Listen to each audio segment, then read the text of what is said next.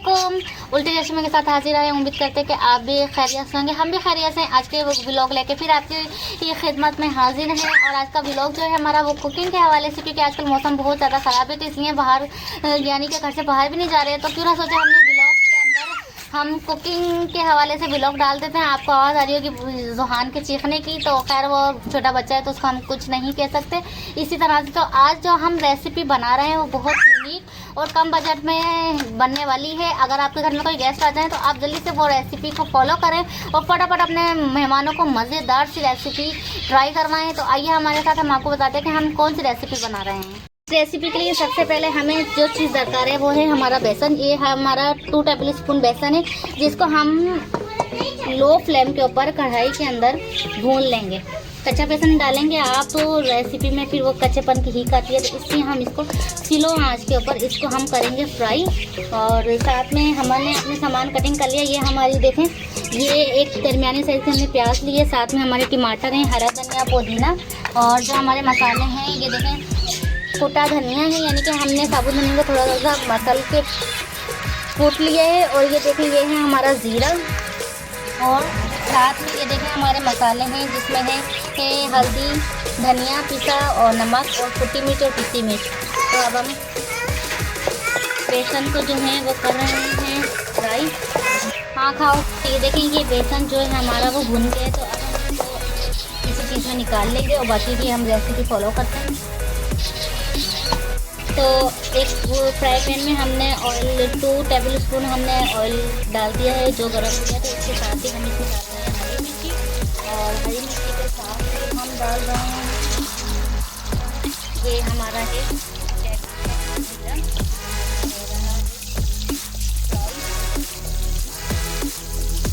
उसके बाद ये हमने चॉपिंग में प्याज को कटिंग कर लिया था। तो अब ये देखें जीरा जो है वो हो गया फ्राई। तो उसके बाद हम डाल रहे हैं इसके अंदर प्याज।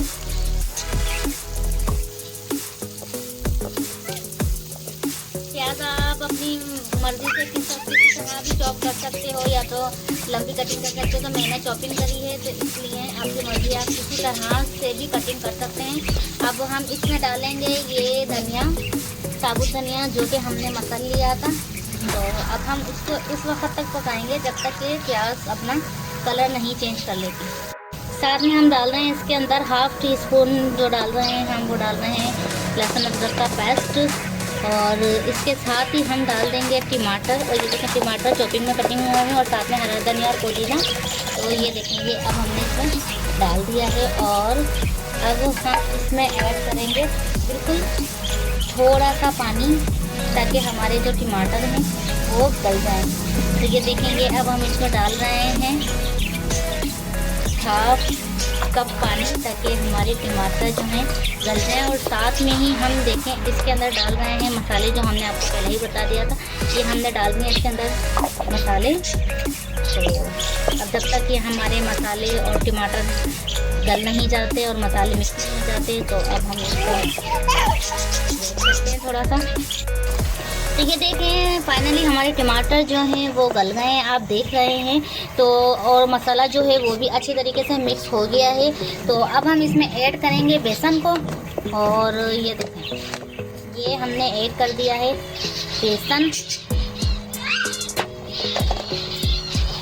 और अब हम इसको अच्छे तरीके से मिक्स करेंगे, थोड़ा थोड़ा करके बीच में बेसन मिक्स करना है, एक साथ डालेंगे तो आपके गुठले बनने का डर होगा। तो ये देखें हमने इसके अंदर बेसन को जो है मिक्स कर दिया है। तो अब हम इसको अच्छे तरीके से ये देखें मिक्स कर रहे हैं।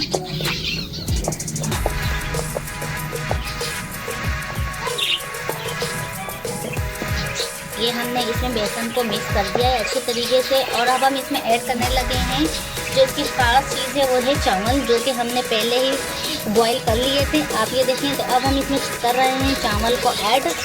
तो ये देखें, और ये बहुत यूनिक रेसिपी है।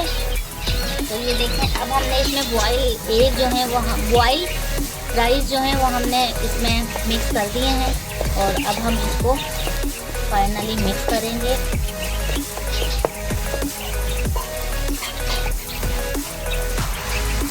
तो गाइस ये देखें फाइनली हमने 2 पेड़े जो हैं वो बना के रख लिए हैं और मटेरियल हमारा तैयार है। तो अब हम ये इस तरह से पेड़े के अंदर बीच में सुराख करेंगे। जिस तरह से हम कचौरियों में मसाला भरते हैं इसी तरह से हम इसके अंदर फिलअप करेंगे। तो ये देखेंगे हमारे इसको हमने मटेरियल को ढक के रख दिया था। अब हम इस मटेरियल को स्पून की मदद से इसके अंदर भरेंगे।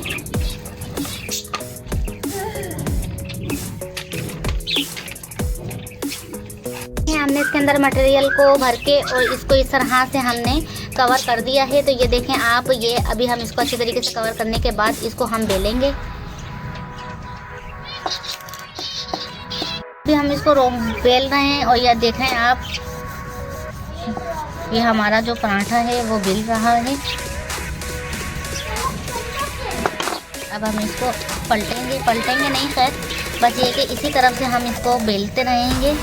और तवा हमने पहले ही चूल्हे के ऊपर रख दिया है ताकि वो गर्म हो जाए। तो तवा हमारा गर्म है, तो बस अब हम इसको ज़्यादा बड़ा नहीं करेंगे, तो छोटा ही बनाएंगे। और अब हम इसको डाल देंगे तवे के ऊपर।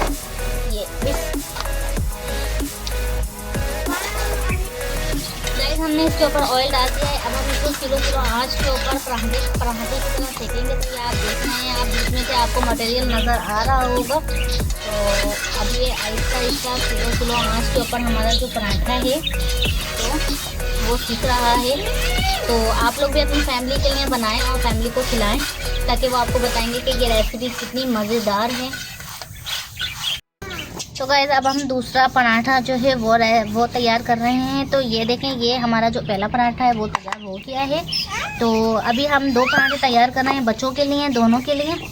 तो बस ये दूसरा पराठा तैयार होता है तो फिर हम आपको इसके रिव्यू देंगे कि कितना ज़बरदस्त और कितना यम्मी बना है। बच्चे आपको खा के बताएंगे कि कैसा बना है। तो बस अभी तो ये देखें फाइनली हमारे पराठे तैयार हो गए हैं और बच्चों ने एक खा भी लिया। तो बच्चों को बहुत ज़बरदस्त लगे, बहुत अच्छे लगे, तो वो दूसरा भी मांग रहे हैं। तो ये देखें आप भी इस तरह की रेसिपी को फॉलो करें, ट्राई करा करें, अपनी फैमिली को खिलाया करें, ताकि आपकी फैमिली भी इस रेसिपी से मज़े ले और यानी कि अच्छा आपका दिन गुजरे। तो इसी के साथ हम अपने ब्लॉग का एंड करें। अल्लाह का हामी नासिर, अल्लाह ताला आपको दुनिया आखिरत की कामयाबी अता करे। अल्लाह हाफिज़।